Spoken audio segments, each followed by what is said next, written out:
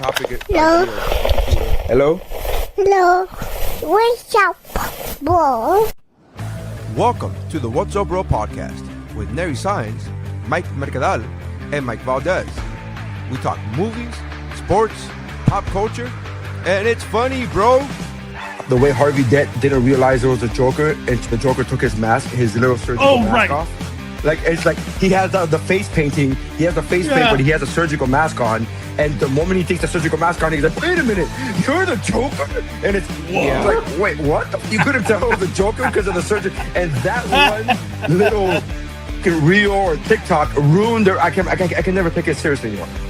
Welcome to the party, pal! And my parents, I swear to God, my parents look at this like when a character from Chicago Fire comes into Chicago PD, dude, that's like Spider-Man being in an Iron Man movie. It is insane. So you're telling me there's a chance? Yeah! I'm just glad I like vanilla boring sex like this. I'm glad that the sex I enjoy won't get me killed. I want my money's worth. Come on. That's how winning is done. Hey, I'm Dave Chappelle, and this is What's Up, Bro.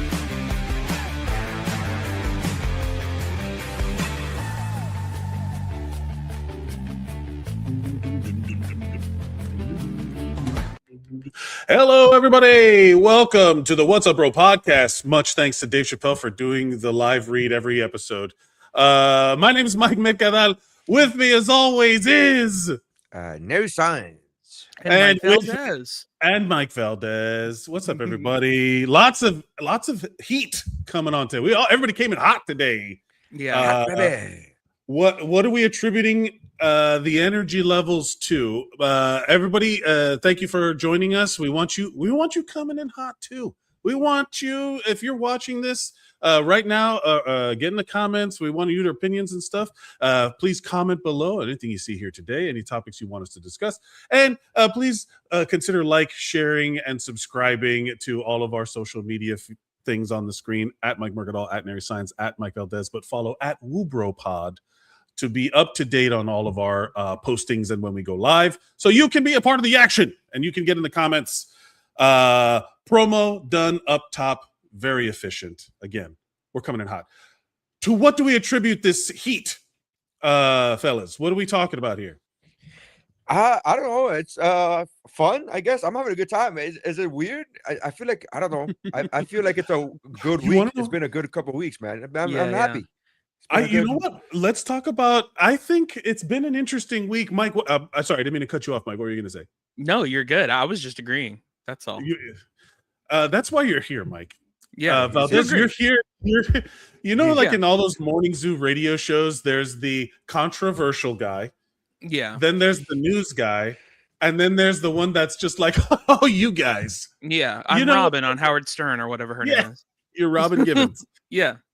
You want to know what I think it is? I don't think her name is Robin Givens. No, that's a different lady. You're right. Robin. All Robins are Robin Givens, and then their real last name. Batman and Robin. Robin's Robin Givens. Yeah.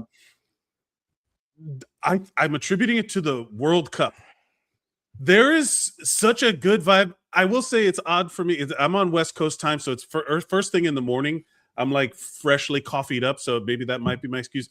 But there has been an interesting vibe in the air the last couple weeks. I genuinely think it's because of the World Cup. Whenever the Olympics happen, everybody's realizing that it's kind of, we're all cool, and it's just the people at the top are the problem. Oh, yeah. I actually listened to the Dan Le Batard show, and one of the guys on there who's very I guess right up our alley in the sense of where his political stands go. Sure. He went to a World Cup game in Mexico last week, and it was the Colombia versus I think Paraguay. Anyways, so he was at the game, and people were asking him oh, you're American. What are your opinions? What kind of American?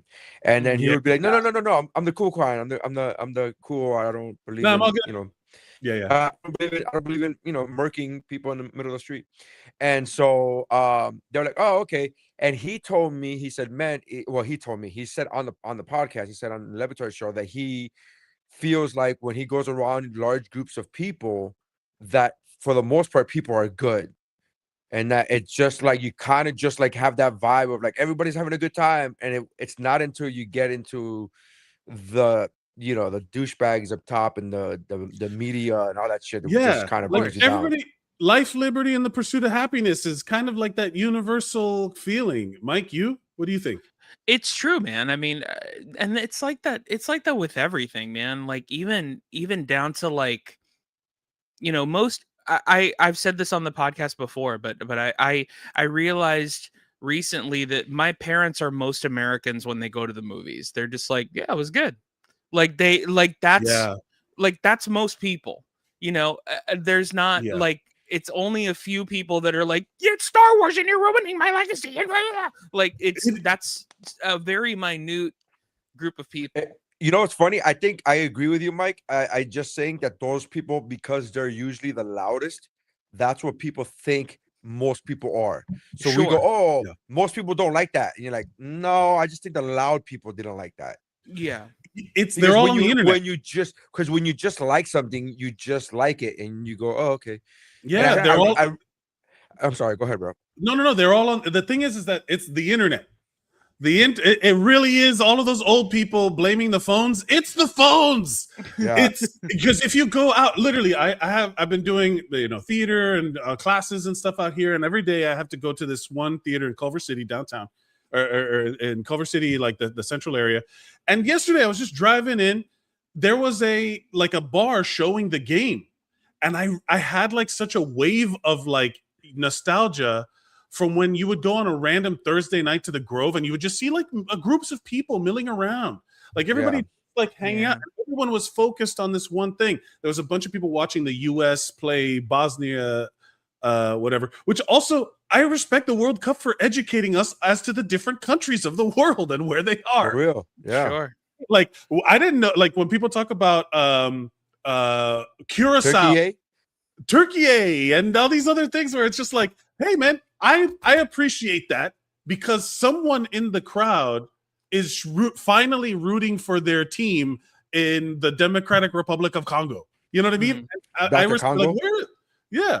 And it's one of those things of like, I saw the group of people and it is literally like, we got to go out. Like, we got to go outside. I'm not one of those touch grass people that say it kind of dismissively. I'm like, no, please touch grass. It's fun out there. And I think also my favorite, I saw a tweet. I wish I could credit them, but it was like someone described it as anytime there's like the World Cup or the Olympics, it's like you get to finally hang out with your cousins that you love, but you don't get to see because your parents hate each other. Oh yeah. And I know that feeling where you see or like a group of friends where you're like, oh yeah, man, they were dope. Why don't we hang out more often? And then it's because of some bullshit. Yeah. It's some nonsense. And meanwhile, everybody's like, hey, we're chill. Like, we're fine. You don't have to. You know what made me laugh the other day? I was on the crew TV here on the ship. There was Live Free or Die Hard was playing, which is Die Hard Part 4. Which is that's the one where the Timothy Oliphant is in that one. He's a villain. Yeah. And it's the one where they shut down the internet and they shut down the power grid and blah blah blah blah. Yeah. In the movie, I forget his name. Mike Valdes. What's his name? The guy that played he was the Apple computer in the Apple commercials back in the days. Justin Long. Justin Long. I thought you were going to talk about Kevin Smith, who's like the guru of the internet, apparently, in that movie. So Justin Long, that is true. That did happen too. Yeah, Justin Long in this movie, and if you could pull up what year it came out, because it had to come out 2001, 2005, maybe, I don't know. By the way, if anybody was curious, John Hodgman played PC in that commercial. I know both of the actors. I don't. Oh, this is 2007. 2007. Yeah. So in this movie, Justin Long plays this hacker, this really brilliant hacker. But there's a scene in the movie where he's like doing the tin hat foil. And he's doing that thing where he was like, it's the media, man, and the media, and it's all corporations, man. It's all like blah, blah, blah. And he's doing this whole conversation. And in the movie, I remember watching this in theaters.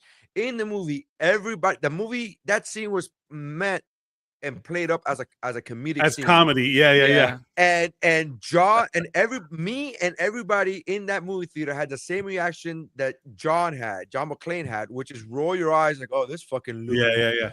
He was this guy. He was you can't see that. It's like the red string on the billboard. Oh yeah, all the different. Yes, exactly.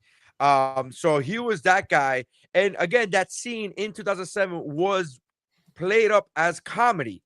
Yeah. And we all like just roll our eyes and ha, look at the city guy, whatever. And then in 2026, I'm watching that scene, and everything he said was fucking facts.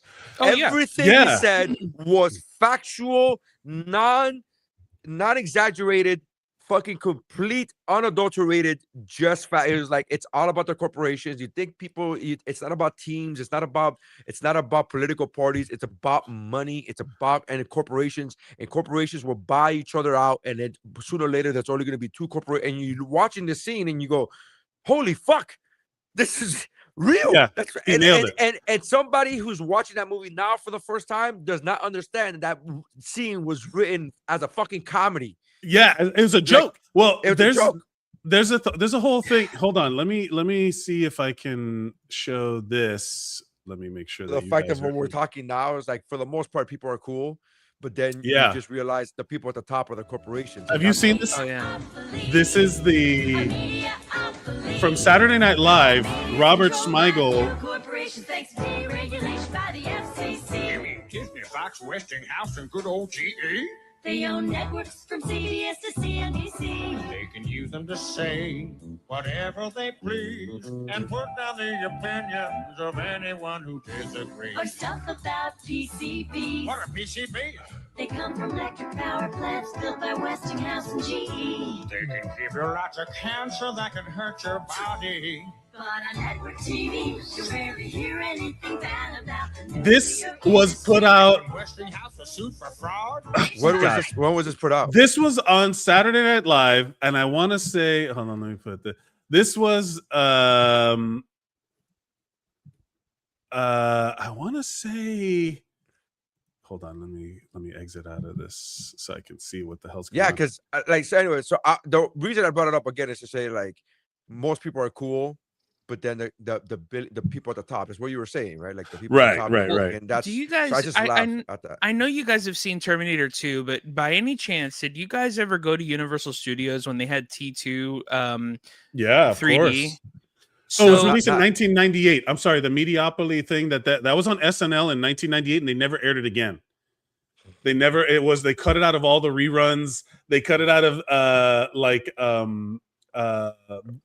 you can't.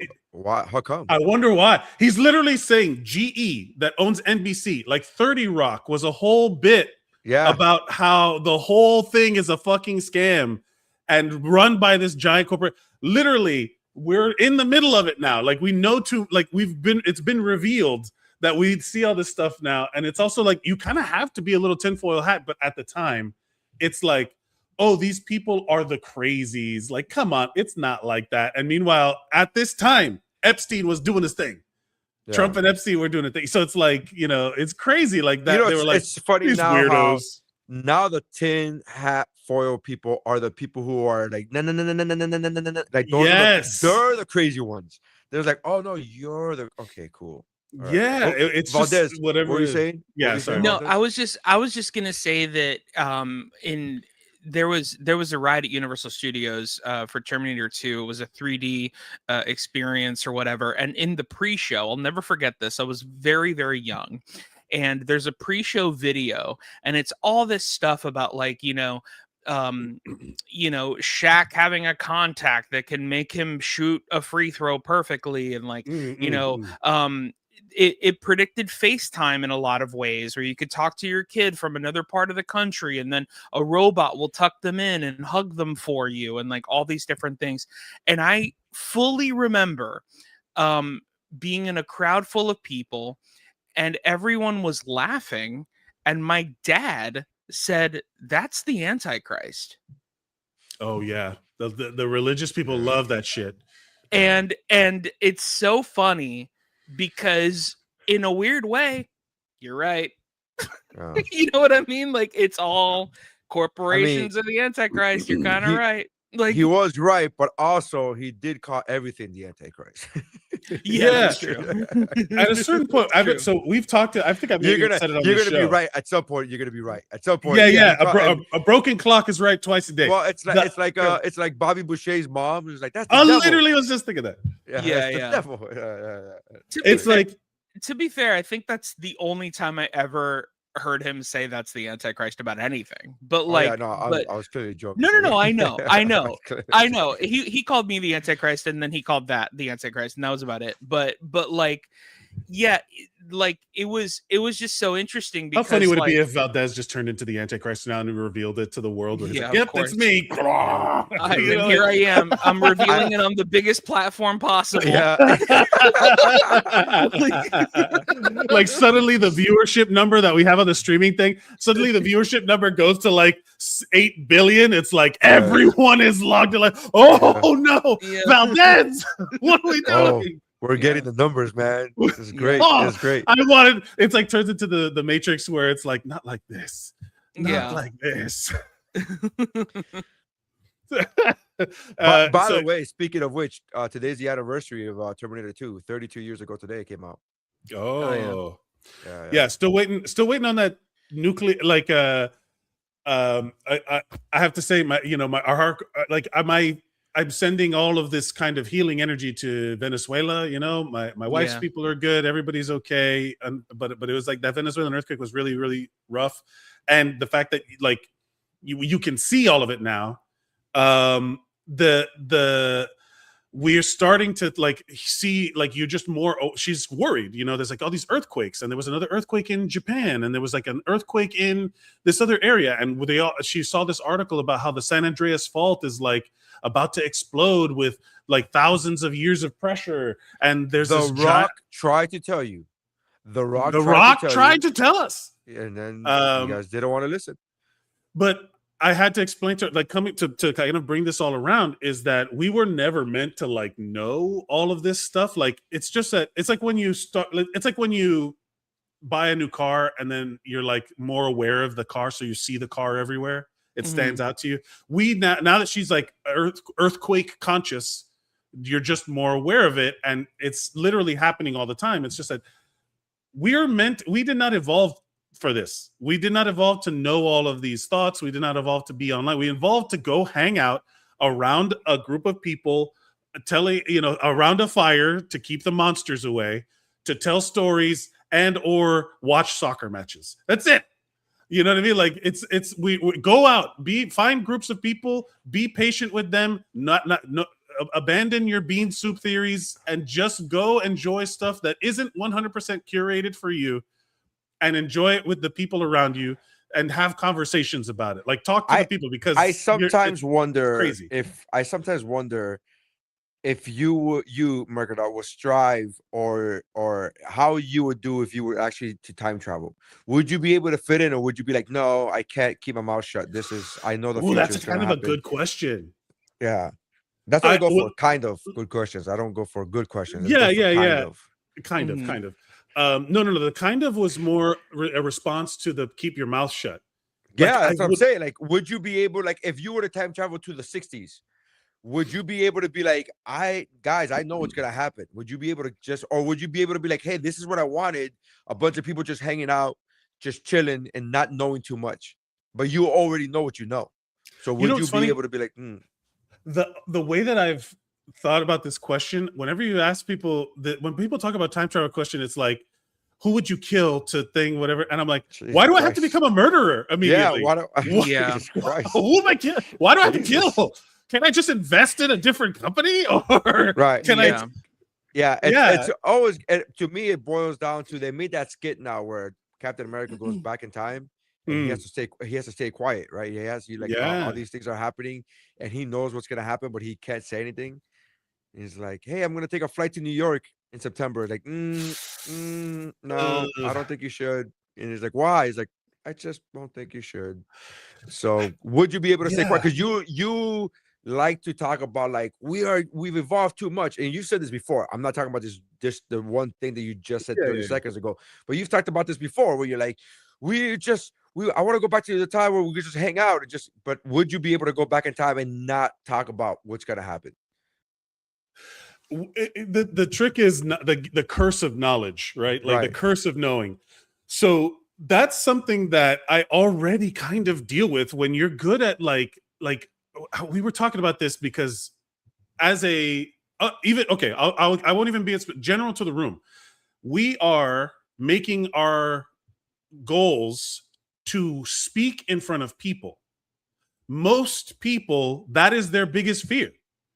Sure. So on average, we are already living a broader experience. The spectrum of our lives is wider than the average person, right? Like most people will not know what it's like to get up in front of a group of people, bomb, and then be like, okay, got to do that again a little better.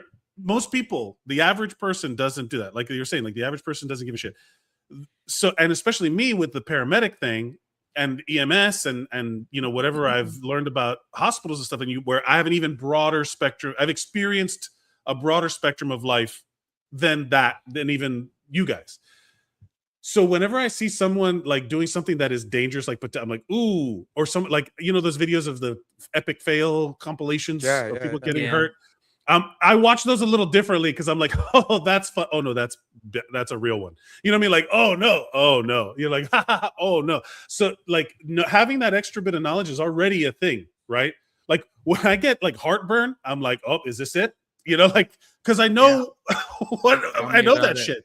You're super hyper vigilant about that sort of stuff. So it's one of those things when like my wife gets like a little bit of a tummy ache. I'm always like, what are you feeling? Describe it to me.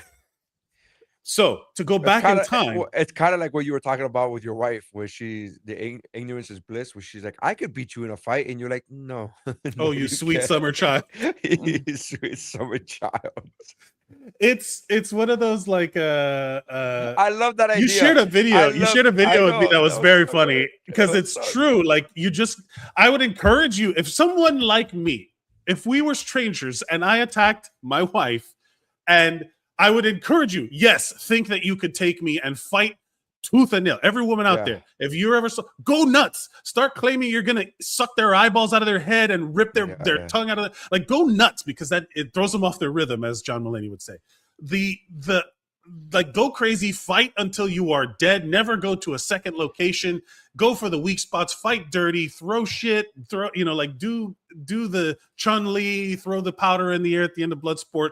Whatever you got to do, but realistically, you have to do all of that. But also have your affairs in order. also have your affairs in order. No, but genuinely, like run. Like don't square up.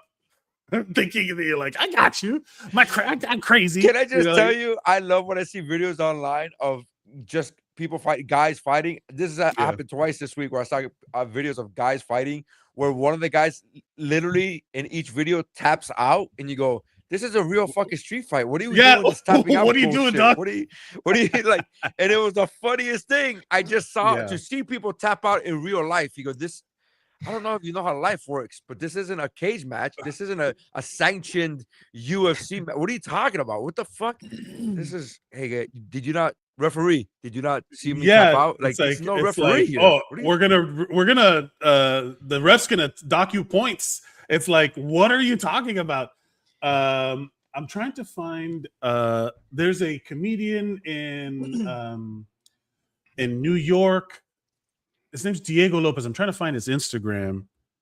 That he does a thing called No Violence, KNOW, where he breaks down videos of street fights, because he is a professional. He fought MMA. He's a MMA instructor. He's got like a black belt in Brazilian Jiu-Jitsu. He had a title at one point, and he what the hell is his Instagram? It's all right. But anyway, he'll go through and he'll break down. Yeah, do it. I'm gonna look him up. I'll tell a story. I remember one time I was at a festival and I saw Kendrick Lamar. I'll never forget this, where there were these two women. I don't even know how this fight started, but there were these two women, and I guess one bumped into the other, and they just didn't like the way they bumped into each other. So one threw her beer at the other, and then they were like, bitch, and then just pulling their hair. And then there was a guy with braces and a lisp that I can't even fathom.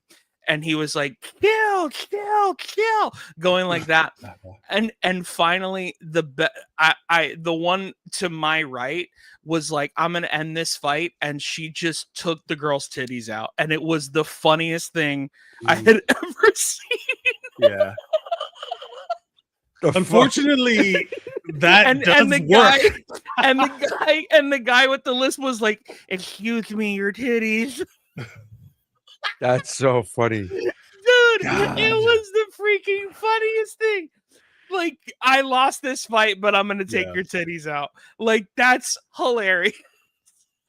That there is a thing of like, when you're in a fight in the world, I'm not talking about in the ring, I'm talking about like in the world, if you feel like your life's in danger, like Take but like do whatever, you know what I mean, to get so that you can get away. The goal is to get away. You're not trying to like, every once in a while I'll see like a street fight where they go after the guy after he's already knocked out, and I'm like, and there's always, this is the part that I'm from the era where everybody jumps in, and I'm like, what the fuck, what are you cowards doing? Like, are you just want to get your licks in on a weak guy? Because it's like, what a pussy move to just kind of run in there. I mean, it's literally the mob mentality, right? I mean, that's literally the whole like, everybody's doing it. Just throw a kick in there type of shit. I hate it though. But, no, of course. Yeah, of course. It does go. Like it. That's fucking ridiculous. Yeah, but it does go to say, I will say this, and I hate that it's true, but there's that Bill Burr joke of like, a guy knows where the line is. Like, he has to, because at some point when you're face to face with somebody, you say something, you cross the line, you're gonna get hit, and you're gonna like, maybe I shouldn't have said that last shit, right? Like that joke. Yeah. Because we are, I will say, and Valdes, to a certain extent, it was already like, maybe you weren't a full-fledged adult when this started to die off, but like, you were just out and about, and if you just had to interact with people, you had to learn how to watch your fucking mouth. Yeah. Like, you couldn't just say shit as loud as you wanted. Like the whole Dave Chappelle sketch of when keeping it real goes wrong. Yeah. Mm-hmm. Of like, if you say something, there's a little bit of learning how to communicate. There was a video that just happened, like it just went viral like 2 days ago. So I don't know, but it just happened of a viral streamer, a super viral streamer. It looked like it was like a baseball field of some kind, but he was just walking by, and it was during a live stream, and he tells this kid, he goes, if you weren't a kid, I would fuck you up. He says that. He goes, if you weren't a kid, I will fuck you up. And he was like, he goes, just remember that. And as he's turning around to leave, the kid goes, I'm 18 though. And he goes, and the guy goes, he goes, what? He goes, yeah, I'm 18. He goes, you're 18? He goes, yeah. And he goes, so if you want to do this, we could do this. He goes, man, you're lucky I won't fuck you up right now. And he goes, but let's do this. I'm 18. Come on. And the guy was like, yeah, we'll see. And he just turns around and backs away. And it was the funniest thing because he just got called out. He was just like, if you weren't a child, I will fuck you up. And he goes, no, I'm of legal age. And he goes, well, all right then. And then he just walked away. It was the fucking greatest. And it was like, oh, dude, you got so punked. It's a freaking, these clip farmers, dude. I just hate all of these people. Like the claviculars of the world. And that's probably who it was. You know what I mean? No, I just saw that, but this is another thing with the internet. There's too many people giving just show me the video, dude. There's a repost button. Just repost it. I don't need to hear your fucking opinion. And what do you're not adding anything. You're just literally doing the thing where you're pointing at it, or you keep cutting in between. You're like, show the fucking video. I want to do a thing where it's like 3 levels of that. I want to do a video. Just keep diving where deeper. I'm doing it where the video is of me doing a talking head and talking about something, and then I want to do another video where it's me pointing at me, going like, yeah, right here, and then it's another video of me talking about the guy pointing at me, which is me pointing at me, being like, the problem with this guy is that he doesn't understand the complexities, and it's just like multi-level, just talking, layered, just layered, fucking just keep doing it. Where the whole time it's just me with like there's 4 me's on the screen at one point. Just be like, hold on a this second. guy. I think I got it here. Hold on. That guy. There it is. Yeah. If you wasn't a kid, I'd slap the shit out you. Remember that? I'm 18. What's up? Huh? I'm 18. What's up? Where? Yeah. Let's go, bitch. Yeah. That's what you want to do? You can do that. All right. Yeah. I remember you said that. All right. I'm just, all right. All right. You 18. All right. That first all right. He was like, you see him laughing too. He's kind of smiling. It's like, oh no. Uh-oh. Yeah. Is that what you want? Yeah. Yeah. Sure. When your dad realizes you're old enough to beat him up. Oh, that's a good one. Oh yeah. Like, you know, I'm thankful for having the parents that I have where I don't get that like wanting to fight your dad. I never really had that mentality. No, me neither, yeah. That feels like some real white people shit, but also like I get it, you know, like some dads are shitty, but I'm thankful that I never had to have that feeling of like I love my dad, you know, like yeah. Of course. Like I've seen, now again, these are all televised, these are all scripted things, but I've seen a lot of shows or movies where like the person has a shitty dad, and then when they get older, they finally physically confront their dad. But from what I understand, and again, these are all things, take it for what it's worth, grain of salt. But from what I understand, it's never the feeling that you want. It's you never get that like, good, I fucking finally beat up. I finally beat up my dad. It's like, oh shit, I beat up my dad. It's like, fuck. Yeah, like, that's a heavy thing. So fun fact, it's not fun, but my biological father left me and my mother when I was, I think, 2 or 3. They were in a situationship for a couple of years, and I only really remember seeing him once, and for so long I had so much like anger because I didn't know who he was, and you know, all this shit. And then and thank God, man, and literally thank God for my stepdad, who I just call my dad, because he's just a person who is nothing but love to me and nothing but love to my sister. To the listener, to verify what Valdes is saying right now, as long as we have been friends, I am right now, today, this moment, years old, learning about this about Valdes. Me too. I didn't know that. His dad has always been and we've talked about our family and parents before, and he's mentioned his dad. So to the listener, to verify what Valdes is saying, his dad is his dad. Like his stepdad is his dad. Is that what his dad? He's 100% always been my dad. But yeah, and I started going to therapy a few years ago, and I started learning that it was actually very, very normal therapeutically around your 30s to be like, hey, who the fuck was my dad? And like, where is he? Right. And like, why did he leave? And like, because a lot, like, to be honest, like and this is something I talked to my stepdad about, and you know, my dad, and my main fear is that I'm going to do that to whoever I'm with, is they're going to have a kid and I'm going to leave. And my dad was like, well, the difference between you and him is that we're having this conversation right now. And like he would have never had that conversation with anybody because he didn't care. You actually care, you know? So, but all that to say that, like, you know, he ended up dying like 2 or 3 years ago. And what's crazy is, like, for years before, I was like, I want to do something about it, or I want to tell him who I am, and I want to show up in his family's life and be like, I'm the secret kid, like, what are you gonna do about this now? Like, it's like, for what? You know what I mean? Like, Mary, I want to ask you a question. I don't mean to cut you off about this. How many jokes are you holding in right now? I have so many, like, so many. I know it's heartfelt. It's not jokes. It's not jokes. It's references, because I'm a movie person. So in my head, I think about all the movies that's happening. So as Valdes is saying, like, I want to show up to my dad and be like, I just thought of like Drumline, where he shows up to his dad. Like, I just thought of like, so it's not jokes per se, because I don't think it's funny, but I do have movie references where I'm like, oh, like in that movie. Oh, like in that movie. This, but I'm not 100%. sure. I'm not, Valdez, I love you 100%. for sharing. I love you for sharing this, being vulnerable with us. But also, we're on a podcast, and I'm gonna I want to make jokes so bad, but I'm like, You can. I don't care. First of all, and then the first way to show bring you it wanna down, watch- Valdez. Way to bring it down. We were talking about the global joy of the World Cup. And you're talking about your dad. The first joke that I thought of as he's saying this, the numbers of viewership literally went up. Like if you notice the number, we were at zero Wait till viewership. Wait till I reveal what I got. Wait till Yeah.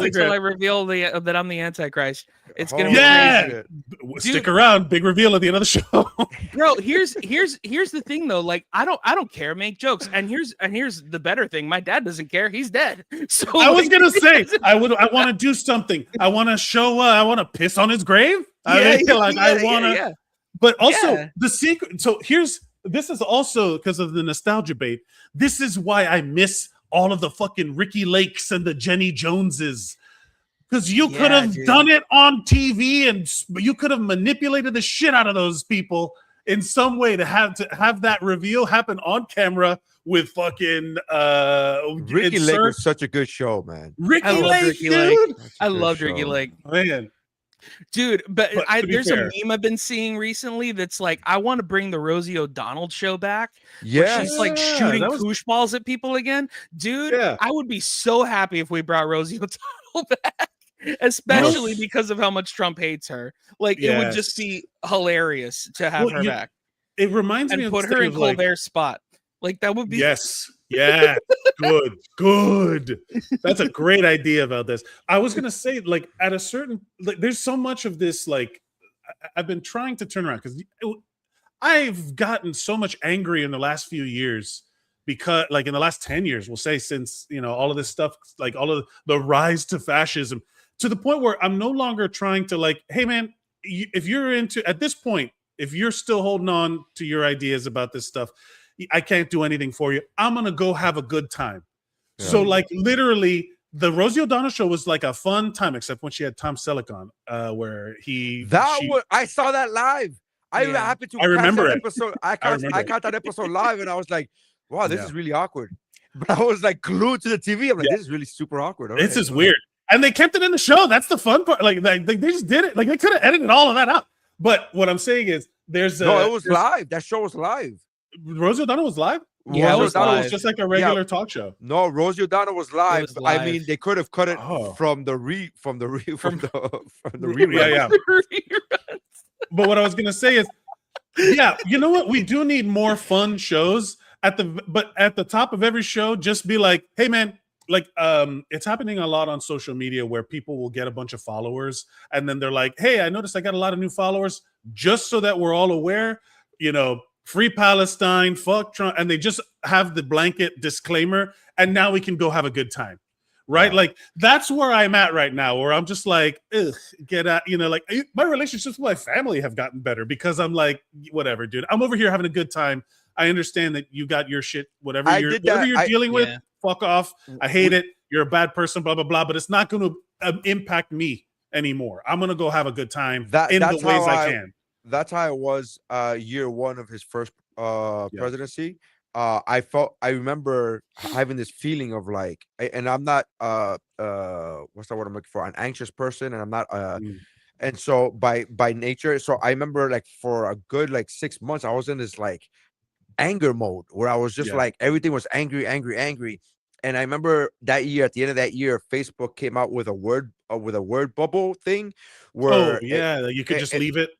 Well, where you could just post like the most the words that you use the most came up in this word bubble thing, and this word salad, word cloud, and word cloud. Word cloud. And then the bigger the word, the more you used it. And the shit that was like really big was like Trump and like this and like really like angry, aggressive words. And I'm like, I don't want that to be my like, for lack of a better phrase, legacy. Like, I don't want that to be my thing. I don't want that people think of me and that this is what they think of me, because this is what the algorithm says that I use. These are the words that I use the most. It's data. And I'm facts. Like, and then I'm just like, yo, I don't want this. And I remember after like year one, during his first presidency, I was like, yo, I'm out. I can't. So I remember like I made a thing about back then it was Facebook, and I remember thinking I was like, I'm not talking about politics anymore on Facebook. I'm not doing it. I'm just gonna fuck it. I'm just like, and a little bit was of like turning a blind eye to it, but the other part was turning like just I'm trying to save my mental health. Like we're looking back at it now, like I'm just like, dude, I'm just gonna be we mean. came at it from different points of view, but it was all of the because for me it was all that I'm not crazy. Yes, I'm not crazy. That was my whole thing of like, wait a minute, you're saying something that I can demonstrably prove to be fucking wrong, but you're still leaning into it. And then when COVID happened, it was like a like a reboot of that, of like, no, I'm not like, what do you, are you? Yeah. And I can't get through to you. I can't get through to you. And you know what it is? You are the meme of Will Ferrell in Zoolander, where he's like, I feel like I'm taking crazy pills. I 1000%. I felt that shit to my core. Yes, and also, I Yolanda's know. watching. Yolanda, she says, "I'll do it for you, Neri." Posting on Facebook. She was. Boy, do they! I like and reshare her shit so often. I'm like, see, it's her and Dio Hughley that I reshare the most. 106 degrees of separation. That's hilarious. Yolanda's the fucking best, dude. Yolanda's the best, dude. She's just the best. But yeah, it's really funny. I mean, look, some of the memes that are going around. We talked about it before the show, but we don't get to politics here, but like we do, but kind of in the zeitgeist of pop culture. But pop culture and comedy. I try to make comedy, it at least funny. You gotta make jokes. We gotta be funny. Again, talk about having a good time, and I feel like I'm not taking crazy pills. It's crazy to ignore it. You know what I mean? It's crazy to pretend that it's not happening. But also, we talked about it last time. You weren't here, Mercadal. You weren't here. Valdes and I, where I saw this meme where it was Venn diagram, but it was of actual DVD discs, and it was we are in here right now, and we're in the Venn diagram of The Matrix, Terminator 2, and Idiocracy. Like this is we're in the middle. Like this is like, and it's so funny because I'm like, this is like 110% exactly where we are right now. This is stuff. I mean, it was funny, but also kind of worrisome. It was like, holy shit. Yeah, it's like I would add the movie Her to it. Yeah, we are in the movie. Because Vanessa people says, are hi, having boys. sex with, hi, Yolanda. People are having sex with their phones, and everybody's got a mustache. Anyway, so I was having sex with a desktop computer, so not to be a hipster about it. Hey, I had to struggle for that shit.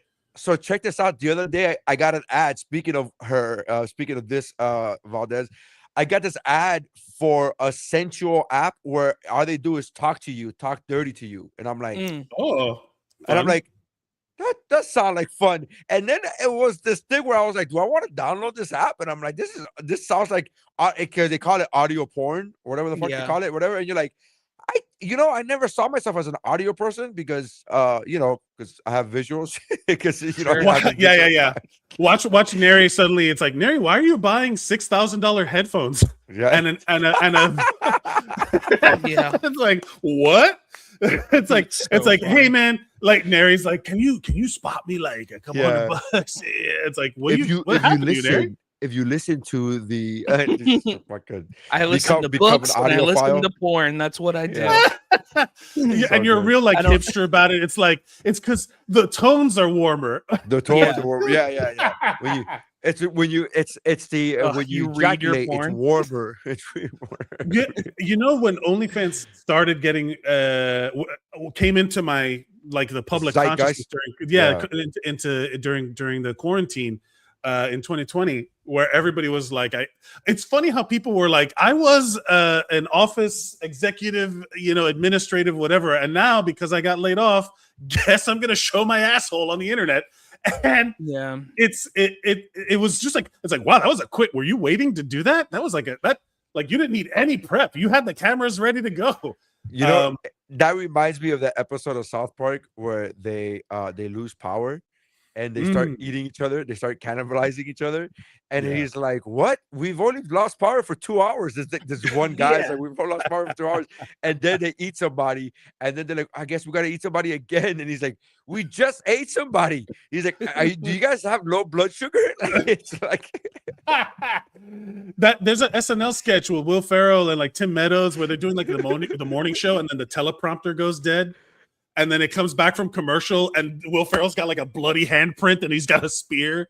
It's like, yeah. I remember that. To be, Were you guys waiting for that? Were you guys waiting for the? Yeah, like so quickly devolved into. That's why whenever fuck them, but that like that's why whenever there's the moment, we're gonna talk about Supergirl. We were wanted to talk about Supergirl because the second there's a reason, like a moment where people can be shitty about something and they choose to be, it's like, oh, you were that the whole time. Yeah. You just needed a reason to let it out, like all these fucking weirdo dudes on the internet. It's not the public at large, just the people who are vocal on the internet. It's that meme where it says like Superman didn't become woke in 2025. You just grew up to be a bad person. Yeah. That's what the fuck it was. Like, it's not Superman didn't become woke in 2025. He's been woke the entire time, you dumb fuck. You're just a bad person. And you think that this is like PC shit. It's like, no, you're just a bad person. Also, you don't know what woke means. It's like these all these things. It's like, get the fuck out of here. I love when people call me woke because I go, yeah, it's better. Would you rather me be asleep? I'd rather be awake and know what's happening than be asleep. And like that's where the woke phrase came from. And the fact that you guys try to weaponize it now, like that's supposed to be some kind of negative thing. I'm like, I don't understand when you.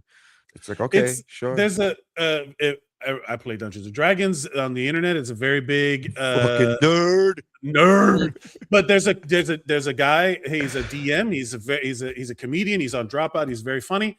Brennan Lee Mulligan is the dungeon master for Dimension 20, and he has this one quote where he talks about personality predates ideology. Before you were a fascist, you were a racist and an asshole, right? Like you just have a better label to put on it, right? So like what we were talking about, these ideas of like how quickly someone turns to this stuff. It's like, well, that's been there the whole time. You just needed permission. And I think that's what's happening a lot is that they collect, like having the shittiest people on earth be able to communicate with each other without someone audibly in the group going, hey man, fuck you, dude. Like there's always the wild card in the group of friends. We grew up with them. We had to learn how to tolerate them, but they also had to learn how to like shut the fuck up or get excluded from the group. Now there's no exclusion because you can always find some shithead online to be friends with. It's the Hot Tub Time Machine where he's like, he's an asshole, but he's our asshole. Yeah, like everybody used to have one of those where like the guy that was the one that you did not want to come up and talk to you when you were talking to a girl, because the second that guy shows up, you might as like whatever, he's gonna ruin everything by saying something fucking terrible, like hi, whatever, and he's like that scene from that was Silent Bob. He's like, you ever had a fat guy lick your asshole? He's like, yeah. You ever had your asshole licked by a fat man in an overcoat? And then she turns around and he's like, no, not. But back to the OnlyFans thing. I genuinely, and the $6,000 headphones, I'm going to do this thing because I wanted to do it. I'm going to just do an OnlyFans where it's me saying horny things into the microphone, but it's like your dad being proud of you, or like you can get through this, like hey slugger. Positive affirmations. Affirmations of like, you just tell me, you just like guide me, and I'll just have a conversation with you, like, hey kiddo, I know you're having a rough day, like that kind of thing. It's like if you ever need anything, you just reach out, man. I'll give you all right, I'll get it. How much? Yeah. Valdes, baby, first customer. Valdes. But yeah, it's just me whispering sweet nothings into the microphone, but it's like, dude, I swear to God. Oh my God. I had a dentist call me slugger once, and I was like, that's the best dentist I've ever been to. I swear. It's like, all right, be sure. It's like, all right, slugger, be sure to keep brushing your teeth. And you're like, okay, dad, I love you. I mean, I was like, I'm 35. I was like, why do I care about another man calling me slugger? I love Who doesn't want to be called tiger? It's the same as an older black woman calling you baby. It's the same. It's true. Or like when an older Latina lady calls you mijo. It's lovely. It's nice. This is why I love the World Cup. I want to learn those things from Cambodia or whatever, This is how much we are comedians. If for the listeners and for the watchers, the viewers of the show, this is how much we are comedians. we had one member literally divulge his deepest fucking feelings and fears to us on the show live, by the way, because we didn't know this preemptively. He literally is telling us about his dead father that left him at the age of 2 years old, and he's giving us a scene from fucking Why Doesn't He Want Me, man? He's giving us the Will Smith scene, and fucking, and then one of us is like, hey bro, how many jokes you got cocked in the barrel right now? Like, oh dude, I got so many it's right new now. information. It doesn't matter if it's traumatic, it's new. I have to come up with the bit. I got it so much. I got so many locked and loaded right now. It's so I have jokes too. Like that's the only way we get through it. Like if you're not laughing, you're crying. So like why not make yourself laugh or make other people laugh? That's always been my motto. You know, it's so much. Like I again, new information to both of us. We're like, wow. So yeah. So he's not going to be coming on the podcast. Okay. Yeah. Okay. All right. How great would it be if all of a sudden I clicked on one of the comments and it's about that from beyond the grave? From beyond the grave. That'd be so funny. Like, Dad, get back down there. Where he's just like, it's hot down here. Que calor. Que calor. That's so fucking funny. Oh my god! When did you find out? When did you find out that your dad wasn't? Dude, it's actually the funniest part of this whole story. My mom never wanted to talk about my dad ever, and the day he died, she couldn't have been happier to tell. Wow! So you just found out 3 years ago? You found out 3 years ago? Like maybe I think the longest 3 years ago, but maybe 2 years ago, around there. Yeah. It's pretty recent. So hold on. You found out that your dad wasn't your dad 3 years ago? Oh no, I knew that my dad wasn't my dad my whole life. I knew that. That's what I'm saying. When did you find out? When did you know, like, oh, this is your stepdad, or when did you know, or what? When did you know that? Well, I met my stepdad at the church where my mom was taking me, and that's how they met, and they fell in love. That's how they. Oh, so you already like, okay. So how old were you when they got together? I was probably 7. All right. Yeah, 7. They got married when I was 9 or 10. Right. So you could. So all right. So it wasn't, because in my mind, for some reason, they like he stepped in right away, and then no, it wasn't right away. You were none the wiser type of deal. No, it wasn't right away. She did a Tarzan swing from like real dad to stepdad. There was like one vine to the next. Yeah. No, I didn't call his mom a whore. I was just saying, Jesus Christ, man, take it easy. I just said that he stepped in. Right? I called his mom. I didn't say that's what you said. I was making it. Yes, okay, yes. Don't take credit for my insults. What's really crazy, I have a bit about this, actually, is like my dad has always Guess what about this? I got a bit about this now, too. Well, my dad has always been really cool, and this is something Nery does know.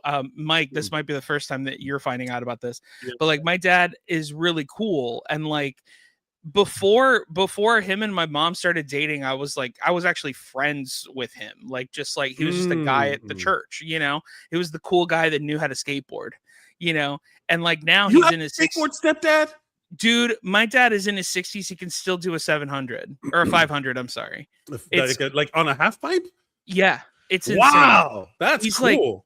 He is like, a cool dude. It's like the bit is that I hate that I don't have a stepdad that I don't like, because he's cooler than I am. And like, it's really annoying that like I try to be like, yeah, he's my stepdad and, you know, whatever, but like he's actually just this like really cool guy that like has a big heart and like does all this stuff. Yeah. You know, whatever. You're the kid from the Sandlot. Yeah. Whose stepdad is Dennis Leary. Dennis Leary, but Dennis Leary, the cool guy, not the douchebag that he became. Yeah. The character that he plays in that movie, not the actual asshole. Correct. Yeah. So, but yeah, my dad has always been like the cooler person, which is really interesting. But yeah, like he's. I even called him a couple of days ago. I called him because we were on the group chat and I was talking about how my dad can still do a 500, and and I haven't seen him on a skateboard for a while because he works a bit. And I was like, next time you get on a board, I'm gonna film you so I could send it to my group chat. And he was like, okay. And I was like, do you think you could still do it? And he goes, yeah. Like literally, like he didn't even think about badass. it. He was like, yeah, That's like, so good. It's not even a thing. Show, That's Mike, so funny. Mike, quick, show the clip of me on a skateboard 3 years ago. Oh. I was desperate to find the clip. Yeah, dude, fuck, it's so good. Now I gotta find it. Dude, I almost want to show this clip because so I'm going to. Dude, oh my god, just his form on the skateboard makes me so anxious. You look like you are going to fall and eat it so hard. By the way, that was me prior to getting on. My son was trying to learn how to skateboard, and I was like, "Oh, let me see if I can do this better now." Because 3 years, not teach you, but I was like, "Let me see if I in my mind, I'm talking to myself. Let me see if I can still." Because I remember when I was a kid, I used to skateboard, not do tricks. Just I'm talking about just get from point A to point B, just skateboard in the sense of like just strolling. And I was like, let me see if I can still do this. So 3 years ago, I was like, let me see if I can still do this, because I was super proud of myself because I already had at that point lost like 80 pounds. So I was like, let me see if I can do this. And that's this is Nery 3 years ago, 2023. And I want to say that, look, I am so I just flinched for you. As somebody who has fallen on a skateboard and broken my your left leg would have gotten blown off if you fell. I feel oh my god, because both of your feet should be on one side. One of the things that I feel like I feel like you are doing it left-handed, like you're doing it with your opposite hand. Look at you holding your chest. That was me the whole time. Dude. If you were at a skate park, you would have died. I would never. Here's the thing. I've always been pretty self-conscious and pretty honest about everything of myself, including whether it's physical, whether it's like I've been one of those guys, when I started stand-up, I was one of those guys who were like, oh, that wasn't a good show. And those people who go, I wish I had the delusion. I wish I had the confidence. I wish I had the confidence of those delusional open micers. Yeah. I wish I had like that. Those guys are like, man, you could take over the fucking world with that kind of confidence, bro. Dude, and, you go up on stage, but I've always been too honest with myself. I'm like, oh, that wasn't a great set. And people would be like, even when people would be like, dude, that was great. That was fantastic. I'm like, no, that wasn't great. That wasn't fantastic. I know what I can do. And I always say thank you. But in my head, I'm like, no, that wasn't. So I've never been that guy to be like, let's go to a skate park. Like that's fucking nuts. Like that's no, dude. No. Are you realistic, or are you one of those people that's like, if you had a good set, you're still like in your head you're like, that wasn't amazing, but if somebody says that you did a good job, you believe them?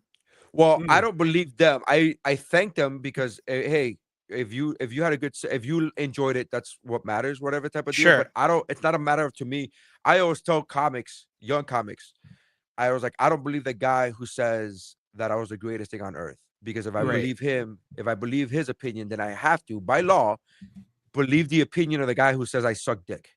Those two people's opinions value the exact amount. They have the same exact value. Unfortunately. So I always believe it's like me. Like I believe me. Like I know what I can do, and I know that was a good. I could even tell you, I've said this for years now. I've said this for 20 years, which is one of my proudest things. Is like I could even tell you when it's the crowd, the crowd is too hot. When I go, that was a great show, because but I didn't earn. It wasn't earned. Yeah, that was a great set, but that was the equivalent of like an empty netter in hockey. It's like, you won, but you only won because the other team pulled their goalie and then you just scored on an empty goal. Like that's not really the same as winning. So I could tell you, that crowd was too hot. Like when they're laughing, hysterically laughing and stomping their feet at the setup, it's like, no, this isn't me anymore. Yeah, this is now some energy has taken over the room where I'm just now like, okay, Dude, it's I was not a just thinking thing. about this yesterday. I thank God that I got into stand-up comedy because it made me learn so much about myself.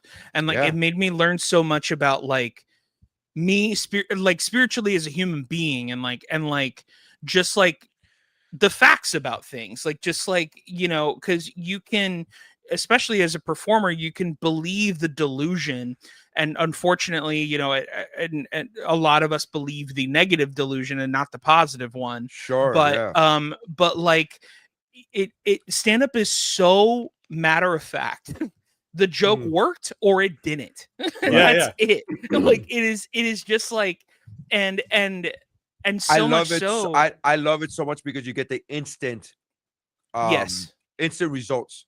Mhm. It's not a movie where you have to come back and watch the reviews or like or wait for the editing or wait for the this and that or wait for how like it's an instant. It's like this Mhm. joke works or it doesn't work or it didn't I've work been today. dealing with It might that work tomorrow, in but you know. yeah, Right. in acting classes where it's like at a certain point I don't know if this is going to work or not. Like, what do you want from me? And it's like, you have to, and on self tapes, when you have to do auditions where you have to film yourself, is this good? Is this good? Yeah. In comedy, because in both stand up and in improv, like when you're doing an improv scene that's bombing, you know it. It is like, it is rough, dude. It is not great. And that feeling immediately teaches you where you're like, oh no, I have to correct this. You know what I mean? Like I have to do, if I'm going to keep doing this, I have to fix it. You know, like I have to, and that's a thing that I don't think, you have to be introspective. You have to be willing to say, oh, well, I guess you have to, like you were saying, like I have to accept all opinions, right? If I accept the guy that says I'm great, I have to accept the guy that says I'm shit. If I am like, I hate when comics get off stage and they're like, man, that crowd was garbage. And I'm like, no, you were garbage to them. The crowd is right. I am I used to be of that nature. I used to be of like, there's no bad crowd, you're the bad comic. And I used to give the example of like when I first started comedy 23 years ago. I used to be that guy who was like, okay, that crowd sucked, but could insert famous comedian here, could he have gotten them? Right. So I've gotten that. I'm at the point now, 23 years later, where I could tell you, no, sometimes audiences are just bad audiences. Sometimes they're just bad audiences. And here's the reason why I can tell you this is because I did this exact same set at 8:30 and they laughed. And I did the same. And so now at 10:30, if you're not laughing, it's no longer me anymore. It's now you as a collective union group.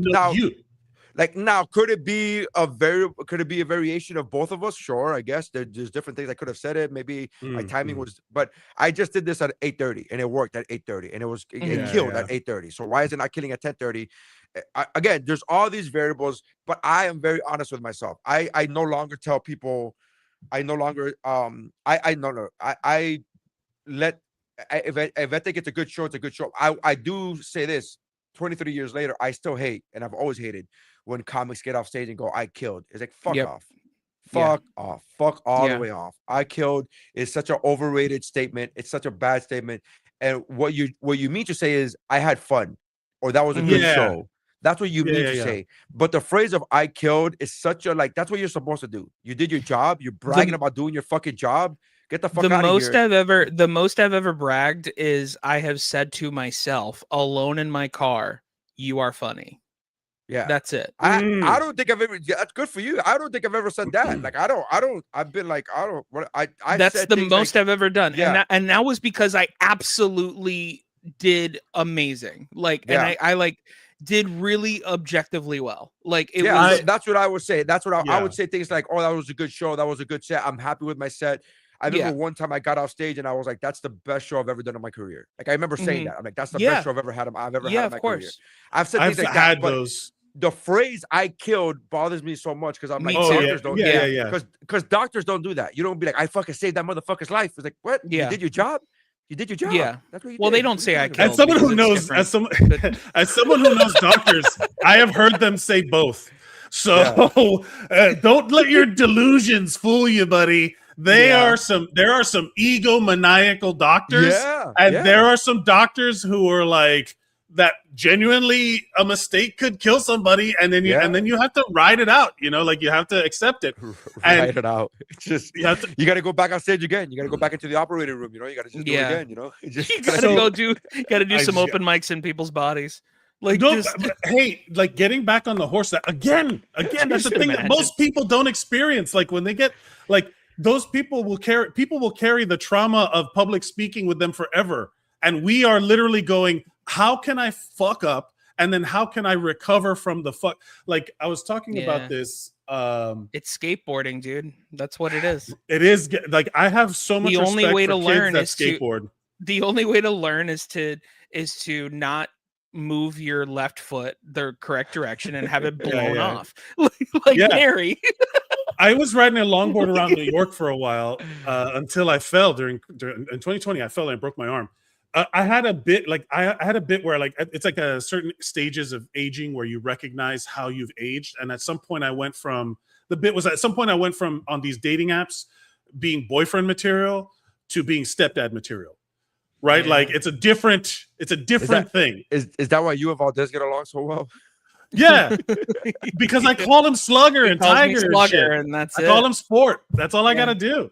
But no, look. But the truth is, I was trying to find a video where I fucking ate it at a Toys R Us one time. That's just such a funny sentence. As an adult, I was ready to Toys R Us. Yeah, but yeah, no, like it is a thing. Well. The bit is that I'm Latino, so I've been stepdad material since high school. So the idea, that's very funny. The dad who stepped up, that was my valedictorian speech. The idea of like, that's funny. the idea of like doing like being here's the thing, like your real dad who's dead, left an impact. DD. Regardless of good or bad, your stepdad is like it's like what I was saying, where I was thankful of my parents, where I don't have that feeling of fighting my dad. I don't hate my mom. I don't hate my my stepmom's great. She's on the show. She comes on the show. Like to have that vibe of like. It's not hard to just be cool, be cool. It's not hard to just not be. You don't have to do 540s on a half pipe to be a good stepdad. It helps. It helps. It helps. It helps. But yeah, but happiness is a choice, man. I think that's what we're trying to say. We're literally. I think that's what's like the thesis statement. That's the name of the episode. Happiness is a choice. Your dad. So you like your real dad. DD. It's DD. Dead dad. The dead dad. He's dead. Yeah. Speaking of things that are dead, club. It's the easiest club to get in and the worst club to be in. And once you're in, you're in. Buddy. Yeah. Once you're in, you're in. There's no out. It's true. Speaking of things that are dead and only live in the clouds, PlayStation has dad now lives announced. In hell. We know that. PlayStation has announced that they are. You ruined my fucking segue. PlayStation has announced that they are removing all physical media and they are stopping production of physical media, of physical discs. So that they can remove the digital media however they see fit. All their stuff. Are you rolling a joint? No, I'm cutting up a piece of paper because I got to write down the title of the episode before I forget. That is the funniest thing on the face of the earth. Just an episode. Both of us literally go, "Are you ready? Are you rolling a joint?" And he's like, "No, I'm sending a letter." Like just the oldest. Yeah. The irony of the most this is the thing. I do feel like this is the least pot heavy podcast like on the internet. We none of us really smoke pot. No, none of us are weed people. I was a weed person for my ear when I got a medical marijuana license, and it just made it worse. Considering that you call it that we're weed people, I don't think we are. So can I just tell you, going back to the whole, as a performer, you gotta believe your own hype. Some people believe their own hype, and some people are delusional. And they don't. That's what I remember when I first started comedy, like year 4 or 5, starting comedy. There was a comedy club manager who started a 420 comedy tour, and he got like South Florida comics who were 420, right? That were 420 centric. But the tour was only called 420 comedy, and it just had people that smoke pot or whatever, but the jokes themselves were not like pot centric. The idea, Right. the theme of the show of their sets, it wasn't like, hey, we're doing this 420 tour. Can you come up with 420 jokes? Can you come up with pot jokes? They were already like, just do your jokes and then they tour. And then I remember one time asking if I could be on the 420 tour, and he was like, but you don't smoke pot. And he was like, yeah, but who gives a fuck? Who gives a I was fuck? like, Yeah. I remember saying this to the manager. I was like, who cares? I'm like, are you believing your own hype? Nobody, like, are you guys actually smoking on stage? Like, what's happening? Like, I don't know. Yeah. Or like, are there jokes about 420? Like, no. There's like, who gives a fuck? Like, and I literally said to him, like, are you falling for your own marketing? Are you believing your own hype? Like, it's just a marketing tool. It's just the 420 comedy tour is just a fucking marketing tool. Like, I don't understand what's happening. So it's so funny that you mentioned that. Like, I've never been like, that literally lost me a gig because I don't smoke. It's like, you can't be on this show. And I was like, okay, buddy. It's funny too, because Merc, you're in LA, so you probably know about this, but like there are so many themed shows for stand-up that, and I saw a clip from a friend of mine who's in LA, and she was talking about hey, maybe we should focus on just doing shows where we focus on being funny. Yes. And stop doing like, oh, this is my Love Island show and everybody's going to talk about Love Island. Hey, who gives a fuck? Just do shows where you are funny. Like, here's the thing. There's so many people who are, I don't want to be dismissive, right? But there are so many people who are trying comedy. Yeah. Right. Like, they're doing it because they're trying to build a personality that they can take to it's their marketing, right? Comedy is a marketing tool, especially in the improv scene, right? Like, they'll send, like agents will send influencers to take UCB classes because it makes them, it gives them like whatever, like it gives them the yes and it makes them more, it's I have a story about that, and that pisses me the fuck off. But everybody does. Like, that's the thing I'm saying. Like it's not. It's like you're special to me, sport, but you're not special to the world with that story. Everybody. Why? Yeah. I just love the idea of the first icebreakers. Like, go around, tell me your name and why you were here. My name is John because my agent told me to be here. My name is Bob. I swear to you, that is not far from the truth. Yeah, that I swear to you. So what happens is that these people, it's not about being funny. It's about, how do I market a funny personality, right? Or how do I get people to buy into, because it's a lot of groupthink, and it's what it is it's a lot of. I've been new to the theater experience out here, and not to diminish it, but the improv scene's the same way, the stand-up scene is the same way, but the open mic scene is the same way to a certain degree, where at a certain point it's just performers performing for other performers who are much more willing to forgive bad performances. So, like, when I'm watching a comedian who's bombing and I'm laughing, I'm not laughing at how good his jokes are. I'm laughing at the bomb because I know what it's like to feel that. I know what it's like and I can see what he's trying to do. Again, the spectrum of allowances that you make are broader, so that whenever you see like a bunch of improvisers watching a long form improv set, it's like, that is just a slog to get through. I was just in a class recently, again, speaking of weed, where I would be like, hey man, you can't, I paid for this to learn and practice. Don't come high, because now I have to deal with you not paying attention, not listening, getting distracted, laughing at your own jokes. Like, just like show a little effort, bro. Like, imagine how good you would be if you tried, right? Like, and if you can't do it sober, don't do it. Like, it's not, you're hurt. Do it only with other high people. But like right now, this isn't that, So a lot of performers are doing shit that if you took it to, like, Nery is a perfect example of, like, I would book you over anyone else for a show that you don't know the audience, because you literally are doing shows in front of people who are not there to see you, but they and may not be comedy fans, or may have a different aspect on what they think comedy is, and you're still having to get laughs from them, rather than a comedian who's been writing open mic jokes for open micers. Right. You know what I mean? Writing so like, it's just one of those things where I'm like, I had to do improv comedy in Miami, where you have cocaine and Cuban coffee to contend with. We didn't have a DJ. How the hell are we gonna keep you entertained for 5 more minutes, Dude, without some fucking guy you, playing dance music? I quote you all the time. That Merc. shit was on the menu, man. What are you talking about? I quote you. I quote you all the time, Merc, because I ever since you told me, and I haven't seen a fucking dime, Valdez. No, Where's my cut? You always say that Miami comedy is it just boils down to where's the DJ. Where do we put the DJ? That's so accurate, man. Like it's just that's what you're competing with. And like, but to be fair, that is what makes you good. That is like fighting against that is what makes you good. But 100% my point. But the idea of you have to, where do we put the DJ? They don't want to be good at comedy. They want to put on a good show.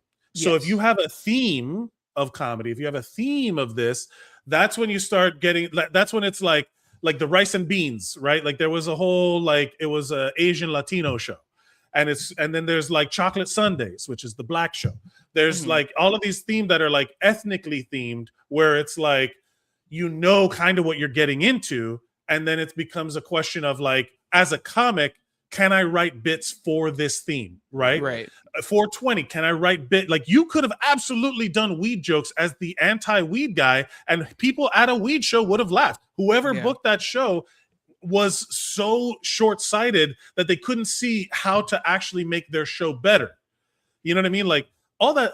It's there's a lot of that in the world. I even gave that suggestion. I even gave that suggestion. I'm like, I could be the anti-weed guy, where it's like, hey, I'm the sober guy in the 420 tour. Like, I gave that suggestion. I give that suggestion. Like, I could be the square. Like, oh, this guy. I'm so like, oh man, I wish I was cool like you guys. I could do that. And they're like, no. And I was like, all right. Like, I remember thinking like, this is so idiotic. This is so dumb. It would have.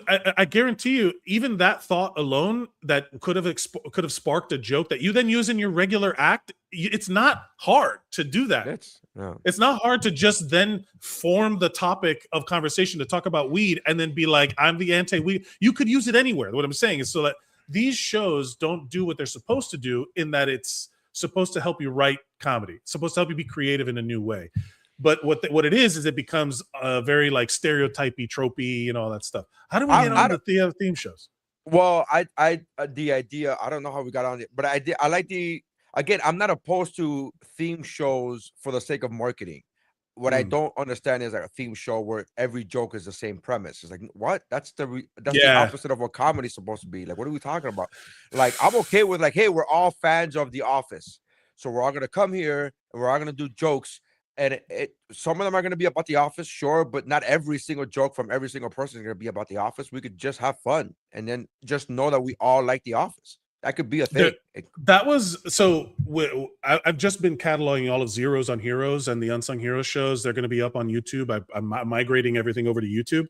All the videos of the audio podcast are going to be available on YouTube Music, and I realized that every single one of those shows had a theme, and you could get up there for 5 minutes. And if you wanted to like use it as a writing exercise, like a structure for you to brainstorm around. Like one of them was that I ended up listening to a piece of it to see what it was about.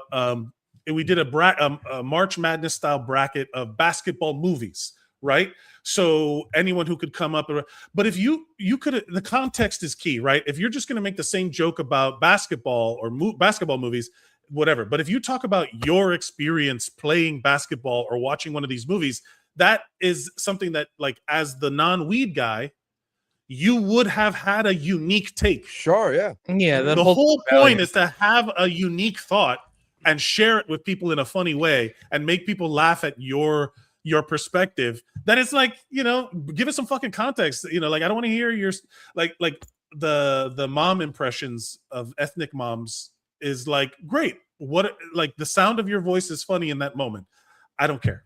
What's the bit? That's the worst. I can't stand it. I can't fucking stand it. Jesus Christ. But anyways, I've heard some good ones, and it's because what they are saying is fun. That's what I'm saying. I've heard good jokes. The accent doesn't make it better. Exactly. The accent doesn't make it better. It's just the joke itself is good. The accent doesn't do anything for it. Doesn't, whatever. Anyway, the PlayStation is getting rid of fucking physical media, and that's gonna and I gotta be honest, that's only gonna drive up the amount of sales for GTA 6. Of course. Holy You shit. think it's gonna backfire? Not backfire. I think it's gonna. I No. mean, listen. It's gonna on fire, forward I- fire. as somebody I was only planning on getting the regular GTA 6 as of 48 hours ago.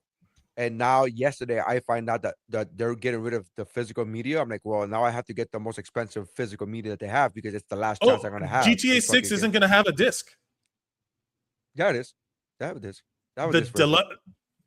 I thought they waited to announce the no disc thing because GTA is going to have a code in box situation. I did not know that. I did not. I was unaware of this. So I don't want to say the wrong thing. I don't want to. I only saw when I went to go do the reservations with the pre-sale thing. I only saw like 3 levels, and one of them was like astronomically priced, and I was like, oh, that's crazy. But now I'm like, well, I might want to fucking get that. But I didn't know if it was. Oh, okay. So maybe but I didn't pay attention to the fact of whether it was physical media or not. But I thought it was. 5 days ago, Rockstar Games has no plans for GTA 6 physical disc version. GTA 6, Grand Theft Auto 6 going digital only is a car crash for physical media. GTA 6 could be the final death knell for physical media, but still makes sense to pre-order. I get it. I don't know. A physical disc copy is not in the works. Interesting. I did not know that. So I'm just reading headlines, but because that's all we do here at the how we do, baby. Podcast. That's all we do. That's all we do. What's up, bro? Headlines only. Headlines are what's up.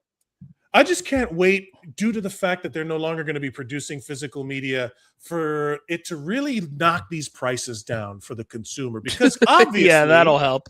It's going to be so much cheaper to produce these games if you don't have to worry about putting it on a disc. Well, that's the thing. You're paying $60 of the $69.99 is going to the box and the disc. That's the thing everyone knows.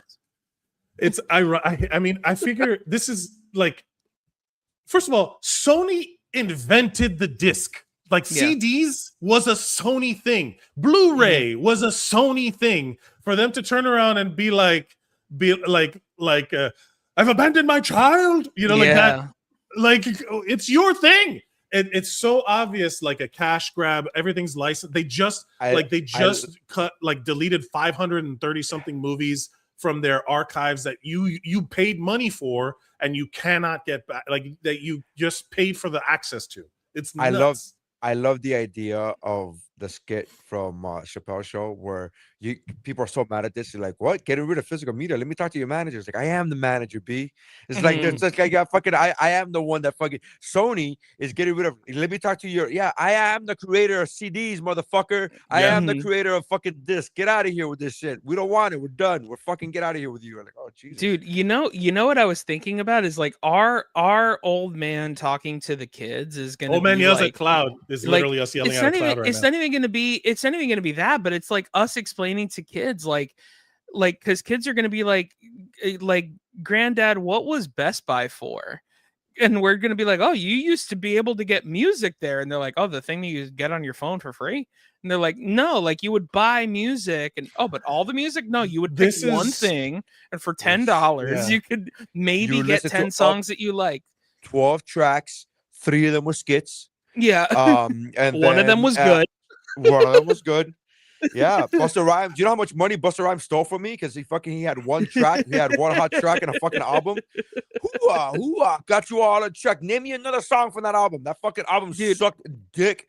But I was like, hoo-ah, got you all on check. Have you guys been to a Best Buy recently? Like if you go in there, like people come up to you and you're just like, hey, can I buy something? And they're like, I mean, I guess. Like, I mean, literally, like I go to Best Buy now, like I go to the flea market. I go to Best Buy, like I go to the flea market looking for open boxes. That's it. Dude, literally, that's the only reason I go there. I look for returned items. Best Buy is a place where young people can make old people go there so that young people can order the shit that they want on their phone. That's the reason why Best Buy exists. And I will tell you, so one of my humble brags, a little bit of a flex, is that I worked 2 of the peak millennial jobs at the peak millennial times, which is Blockbuster and Best Buy, Blockbuster Video and Best Buy. Oh, yeah. Blockbuster. I worked at Blockbuster and Best Buy around the turn of the millennium. I was there for Y2K, and I was there when Best Buy had the big displays where you could play Tony Hawk Pro Skater, and I was like the best. And like I was there for like the peak box store era where Black Friday was a thing, and you had to go. I worked in the PC home office during that PC boom when like broadband internet. Don't talk to me about the dark magic. I was there when it was created. Don't cite the deep magics to me. Which but that's the thing, is that those are like, it's hard to explain because millennials are in that weird thing where we actually had to know how our technology worked, and because before us it didn't exist, so we had to teach the people older than us how to do it. And now it's gotten so convenient that the younger people don't know what a folder or a file is. They don't know what it just exists in an app, and they don't know like the structures of things. So when something doesn't go right, my daughter asked me last week, for real, like not trying to be funny, not trying to be a troll. My daughter asked me, she goes, "Were you alive with the Titanic?" Like that was a thing. That was a question. I was like, "Yeah, I was performing the movie." Like I was performing on the Titanic. I was a comedian on the Titanic. You don't understand how crazy that shit was. It was killed me and the violin players. I fucking killed, by the way. No, literally, I kicked the guy off the side so I could get to a lifeboat. Yeah, because I skipped the line because I was like, I'm the comedian. I'm entertainment. Like, I'm the talent. Yeah, come on. Yeah. It'll be fine. The irony is, it's fine for people to ask questions and not have a range of anything. She's a kid, she's a teenager. She's gonna, but she thought the Titanic happened 20 years ago. I mean, the movie. Is she confusing the Titanic and 9/11? She's confused. Is she confusing? Even what's funny is that even if she was confusing 9/11 with the Titanic, she would still be off by 5 years. Yep. Like that's insane. The thing is also there's another thing that's happening a lot with AI. Like, again, technology advancing is that they want you to not have access to the things that, like, if you go, there's a TikTok account or I don't know what platform it's on, where this girl, she's got like old computers from like the 90s, and she like plays these old games and shows these old things, and it's got all the clicks and whirs of the old computers. It's beautiful. Look, I jerk off to like the whatever you do with the audio stories. It's me with the old computer noises. But it's she pulled out Microsoft Encarta on a disc, the CD-ROM from 1997, and looked up like knowing how to look stuff up. And back when Google was new, you learned the tricks to Google better. And if you were good at Google, you were finding things that other people couldn't find. And now, because AI is forced down our throats, it's trying to be like, no, this is what you mean. It's like, no. I'm looking for something specific. I've searched this way before for 20 years. I know how to look for what I'm looking for. And don't tell me what I'm looking for. My internet came in a cereal box. God damn it! I used to have to sign up for internet by the minute, and it came on a disc in the mail. I had to eat an entire box of Cheerios to get my internet. Yeah. Can we just see what it's like what would happen if we were to insert one of those AOL discs now? Like, what happens? Your computer would explode. Like, I wonder if it would be able to run it. I don't know if it would be able to run it. I'm genuinely trying to answer the question, like technologically. I'm like, I'm trying to figure, like, that's, like 95, right? Like 99? Windows 95, it would have been like Windows 95, 98, and it would have been, because I remember back in the like early days that you would have to like figure it out. But hey,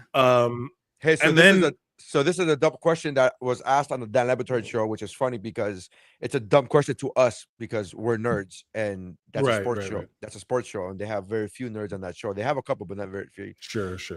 The question was, is Robin from Batman and Robin, is Robin a superhero?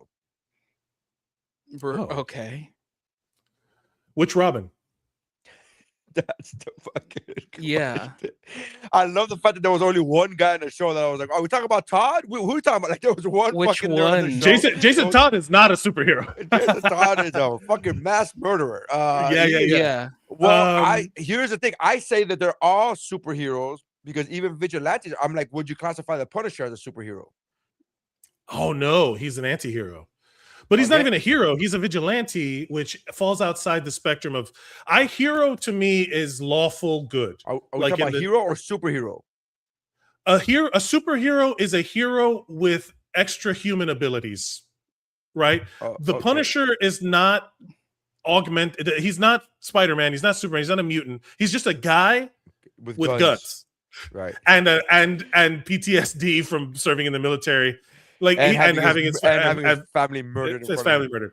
But he's an anti-hero. A superhero involved, like Natasha Romanoff is not a superhero. Is Batman a superhero? No, I don't think so either. Yeah, I don't think so.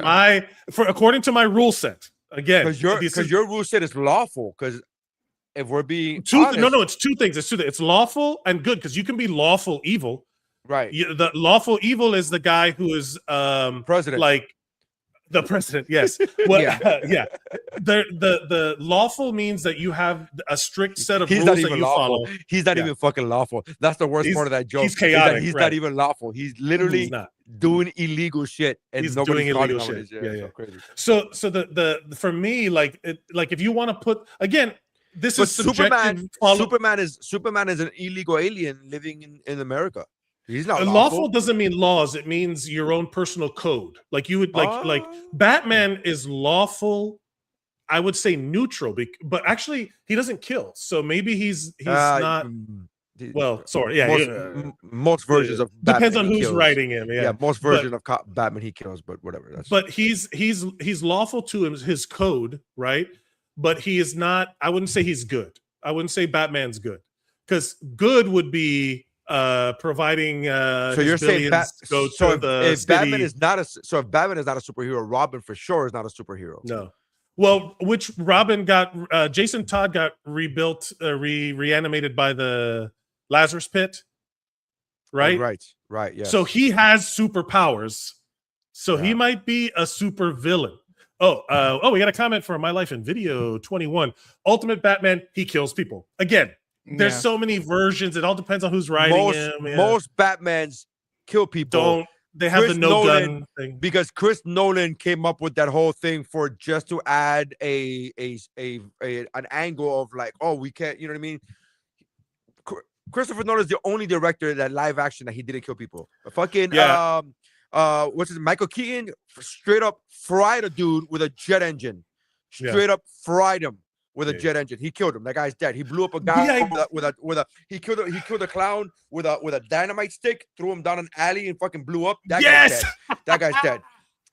Please, every Batman except for Chris Nolan was killing people. Chris Nolan came up with that. I don't kill people bullshit. Every Batman kills people except for him. My favorite like chain reaction of that is when you play Batman is straight up like snapping necks and breaking bone. He's leaving these guys. That man is a vegetable for life. You should have killed that guy. You probably should have killed him. When you do that investigation mode, they show the heart still beating, and he's like, he's incapacitated. I mean, he's gonna die soon. You need to call 911. He needs medical attention. He's like, no. I need to finish this level first. I need to finish this. This is a whole level. There's a Riddler trophy over there that I gotta go get. I'll call the cops. I'll call the ambulance after. I'm sorry. There's a riddle I'm sorry. I got gassed by the Scarecrow. I wasn't in my right mind. So funny.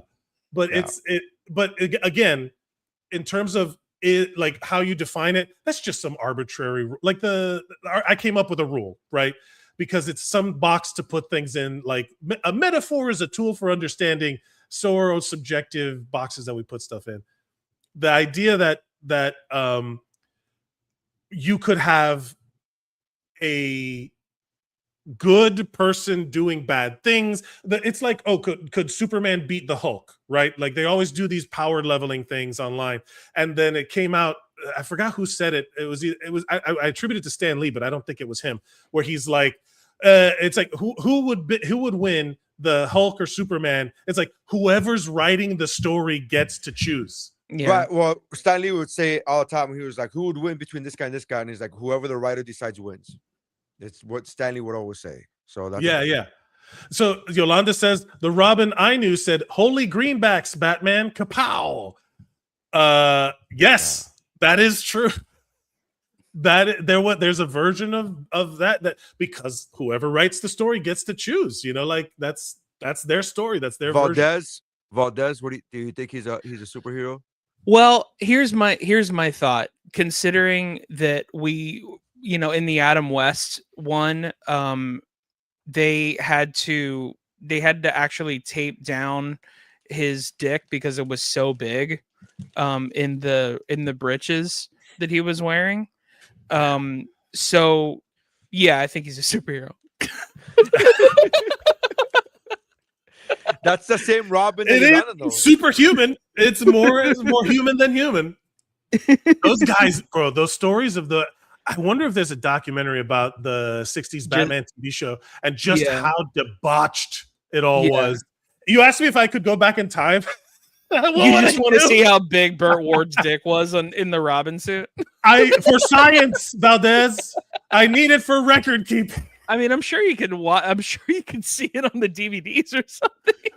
Bro, it's so crazy. No, but that's already when it's taped down. He wants to. Yeah, you're right. You're right. Yeah. But apparently, apparently, I could be wrong because Kurt Braunohler has a joke about this. But he says that he was at his dad's house and he was showing his kids, Kurt Braunohler's kids, the Batman series, and then his dad kept saying, "Oh, Burt Ward's dick was so big that and now all the kids do is look at Burt Ward's dick."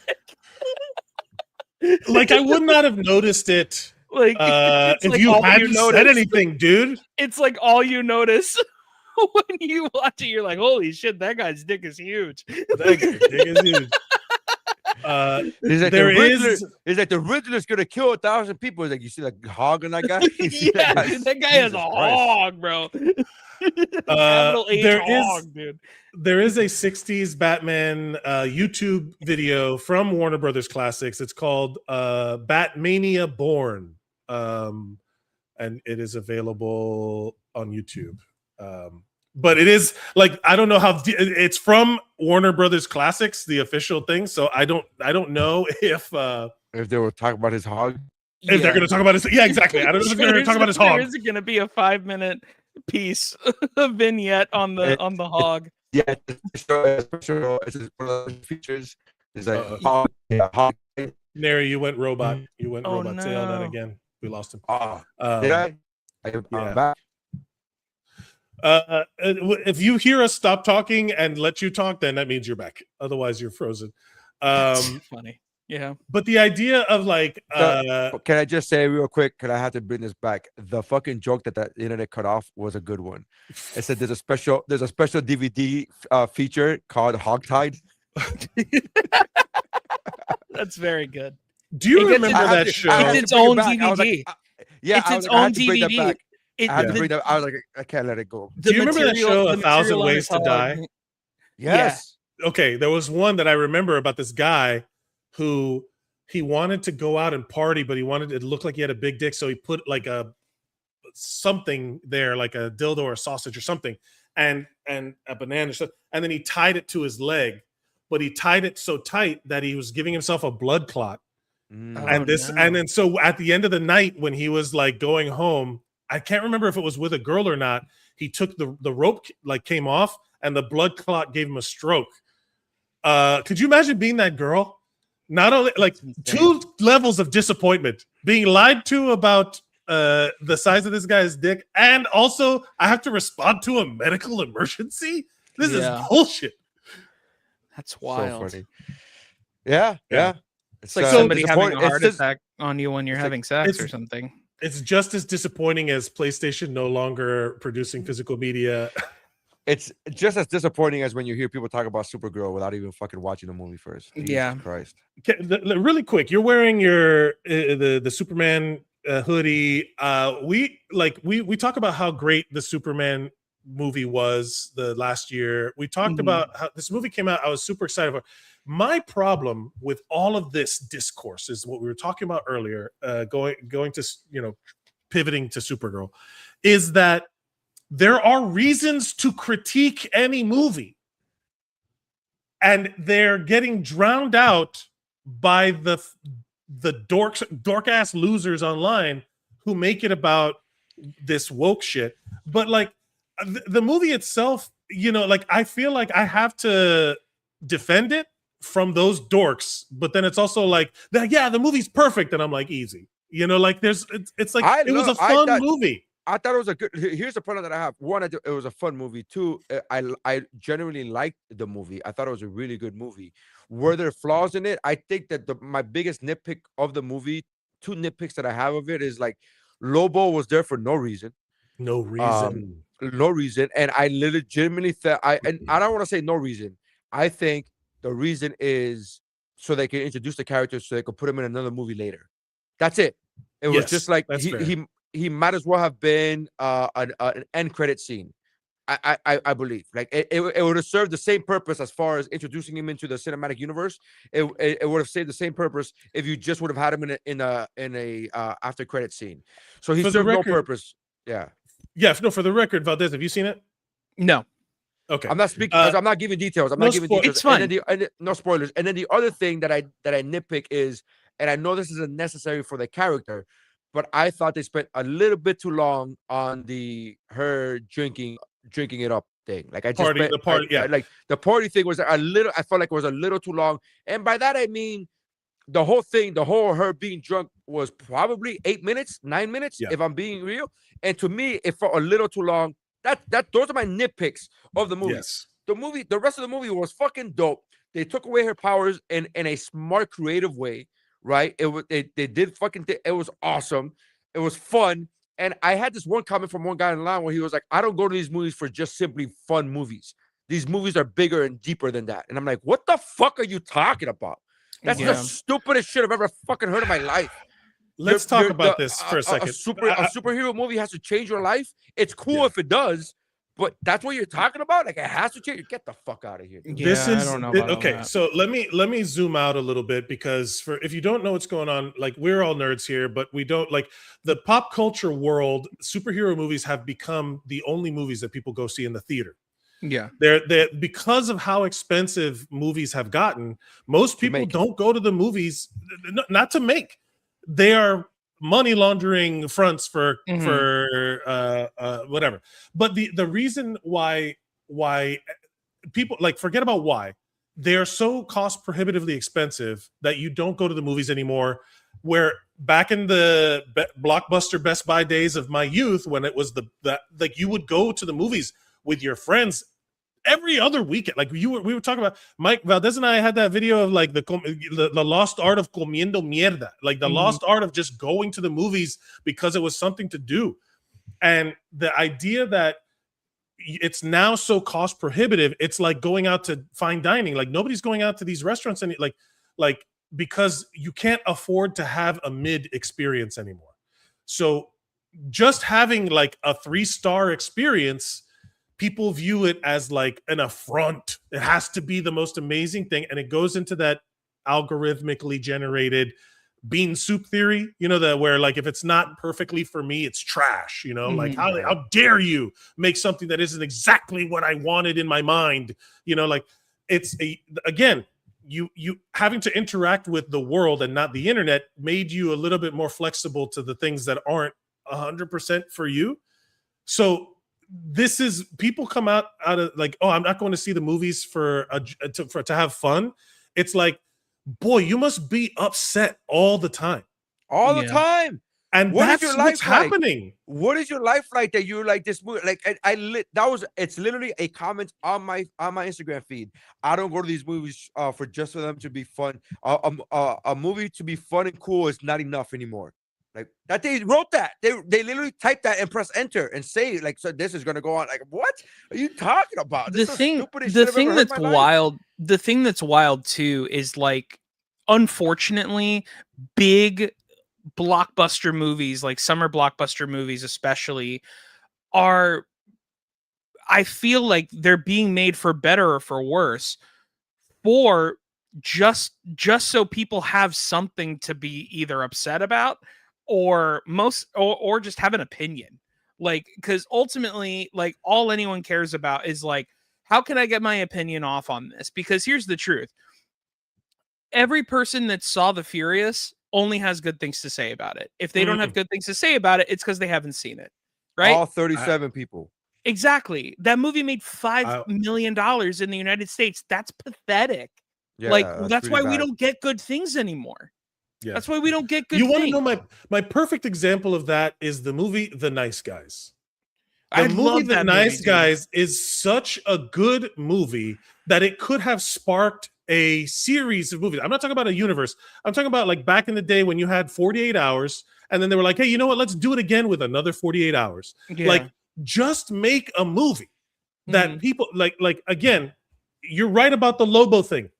So for if you don't know, Supergirl was an adaptation of the Woman of Tomorrow comic book series. It's the comic that came out not too long ago. It's fairly recent. Before that, there was like the Supergirl was, they had the WB show, which was, fun and campy, and it was very much like a oh shucks, whatever. But the Woman of Tomorrow comic is about she's just as strong and capable as Superman is. She's just as strong. Her powers they're slightly different, but she is not oh shucks ho hum, Kansas farm boy, because she lived through in the comic book, she lived through the death of Krypton and Argo, which was the city that they saved for a while, and then she now has the PTSD of that loss that Clark Kent Kal-El does not. And in the comic book, they don't have Lobo in there. It's literally just about her and this girl who they share stories. And also the Ruthie character in the movie was not like, they should have spent a little time on Ruthie too. I wasn't a fan of the actress that played, like the performance. I won't say the actor, the performance of Ruthie in the movie. Like I was like, oh, it fell a little flat to me. I was like, oh, I wish it could have been. I wanted it to be more engaging. But the idea that you don't need a Lobo. You don't need a Lobo. But again, I think I'm okay with this. Is why I'm okay with Lobo in the movie, because was he unnecessary? Yes, but he was only there for 5 minutes. How much screen time did he have? He was only, so the unnecessary part was only in and out. Like I didn't. Okay, fine. Marketing wise, you want him in the movie to sell the movie. You want him in the movie to introduce the character that people love. People love this character from the comics into the cinematic universe.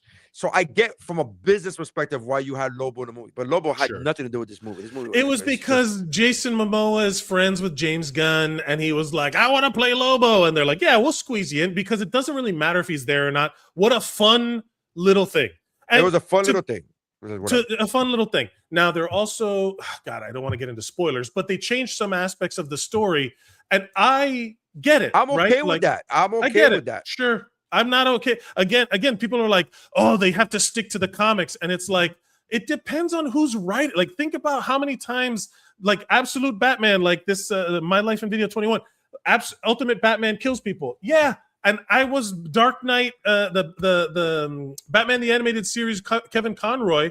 He was like a lawful good person. He didn't kill nobody. That's my Batman. But everybody has to have a version of these modern mythologies, right? So if they make this story where Supergirl is this complex layered person, it's like, of course it's going to be different, because it's too university. If they would have just told a story without, I understand they had to include the Superman in there a little bit. I understand they had to include her time on Earth and why she's away, but also like there's aspects that they changed that I liked and aspects that they didn't, and I would have preferred if they would have just stayed very tight on that story.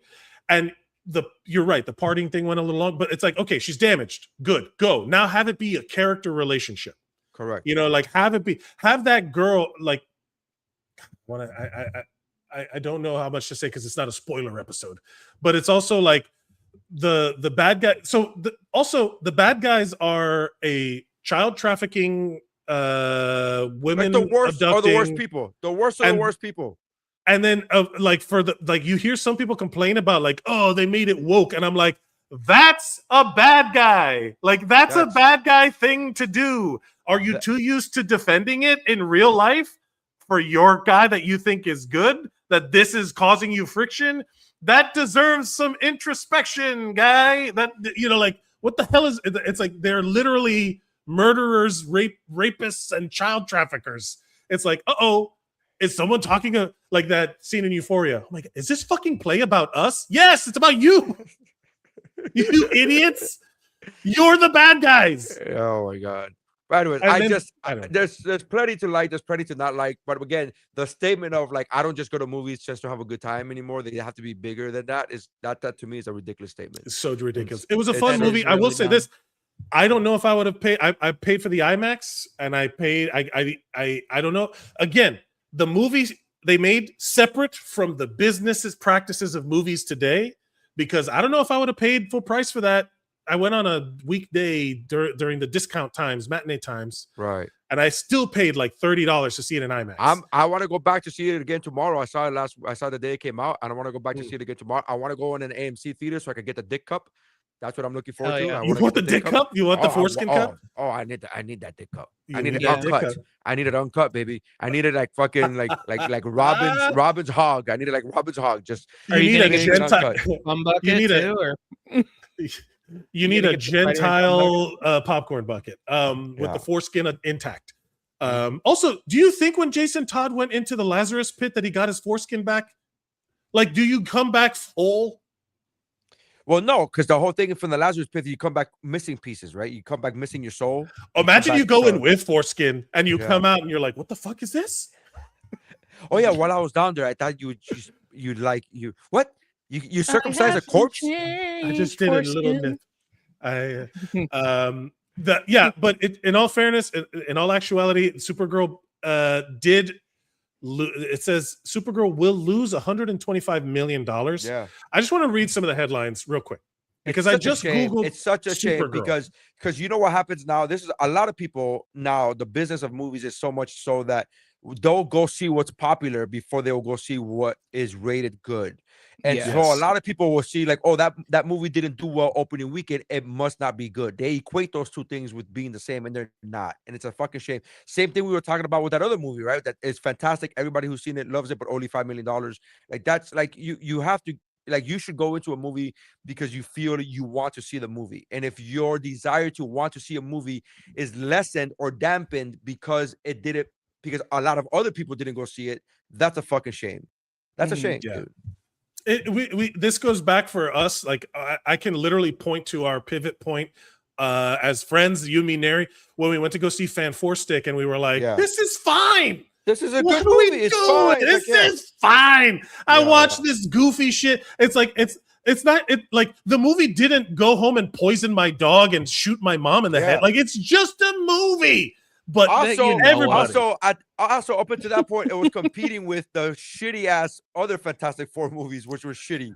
Which were fine of the era, were dumb. They all that's up. Like you could clearly see the marketing product that it was. Like, what are we doing? Mediaopoly. It's all these big corporations just cranking out stuff to keep our eyeballs peeled, so we dump our money into them. It's it. Here, hold on a second. I gotta put my fucking tinfoil hat on. Put the scene from Live Free or Die. It's just funny because like nobody's talking about like what's it called, because this even happened to the Mandalorian and Grogu. Like nobody's even watching that, which to be fair, I get it because it's just a glorified television show. Like so what? It's good. It's fun. Yeah. Who gives a shit? TV, none of it fucking matters anymore. Just watch it. But I will say the problem is I'm not paying $50 to go see a movie. That's just too much money, man. It's just too much. My biggest issue. I wish I was only paying $50. I got 3 kids, bro. I can't. I fucking wish. Right. I would take that $50 movie any day of the fucking week, bro. Yeah. Jesus Christ. My biggest gripe with Mandalorian and Grogu is just that their home base is in a planet that just looks like Key West, and it's ridiculous. I love the vibe. I love a tropical Star Wars environment. Scarif is my favorite. I love it. Why is Star Wars? Stop showing Tatooine. Stop showing me deserts. I want it to look like this, like in Andor when they go to Space Miami and he gets arrested. Like in Andor, I was like that. I like seeing representation on camera. That's so I like weird. seeing my home. Yeah. Just to dismount off of this topic. So here's the headlines that I read when I type in just Supergirl into Google News. The first thing is because it splits it up into sections. Helen Slater, the original Supergirl, which if you go back and you watch that original Supergirl movie, it's wild. Yeah. She's like, yeah, she's great. She like folks are dumping on the new Supergirl, but original Supergirl star supports Millie Alcock amid box office setback. She's like, yeah, it's great. But then it says new Supergirl film receives poor critical and audience reviews, and it talks about hating Supergirl doesn't make you a misogynist. That's a headline. By the way, algorithmic.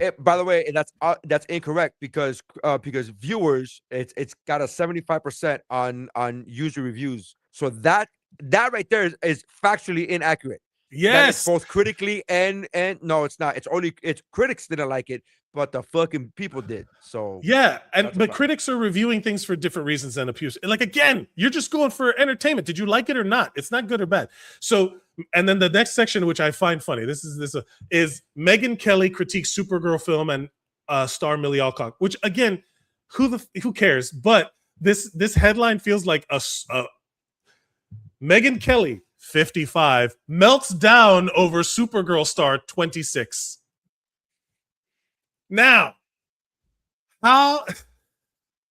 first of all, funny that they chose to include, interesting that they chose to include the ages in there, but also kind of misogynistic, like pitting, like it's this old bitch is mad about this young girl. It's like interesting, but I'm just presenting it as how it's being chosen. The headlines are being chosen to be written. And then former NBC host Megyn Kelly calls Millie Alcock loathsome. Yeah, blistering. It's just like the internet is bad. We should all quit. I hate. I'm forced to use go the back tools and of the enjoy. enemy against Just it. go touch grass. That could be the other name of the episode. Go touch grass. Touch grass, man. Yeah. But basically, like, we got to stop letting the internet define how we view the world, because unless it's through WUBro eyes, and that's fine. You can check us out on WUBro on all platforms on social media. We are the last bastion of free thought on the internet. Follow us at wubropod on all social media platforms. Follow us individually at Mike Mercadal, at Nery Saenz, at Mike Valdes. And you can see them all in the thing or in the description, whatever platform. Like, share, and subscribe. And thank you, everybody, in the comments for joining in the conversation. We're going to try to be here every Thursday. So you can set your analog alarm clocks that are red LCDs by your bed. Set those for Thursday. WUBro time. Same WUBro channel. All right. Thank you all, everybody. That's how winning is done.